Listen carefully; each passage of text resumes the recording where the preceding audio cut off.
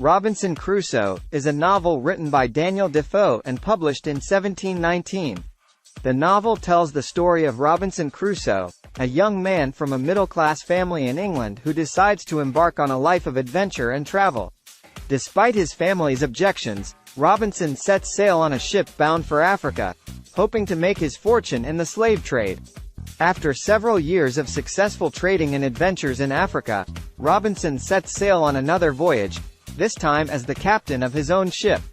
However, a storm soon destroys his ship and leaves him stranded on a deserted island in the Caribbean. Robinson is the only survivor of the shipwreck, and he finds himself completely alone on the island. At first, he is overwhelmed by despair and loneliness, but he eventually starts to adapt to his new environment and learns to survive. He builds himself a shelter, makes clothes out of animal skins, and learns to hunt and farm. Robinson's life on the island is not without challenges, however. He is constantly threatened by wild animals and has to be constantly vigilant to protect himself. He also experiences bouts of illness and depression, and struggles to maintain his mental and emotional well-being.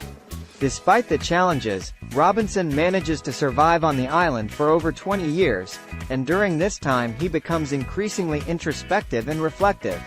He begins to question his previous way of life, and starts to see the value in living a simpler, more self-sufficient existence.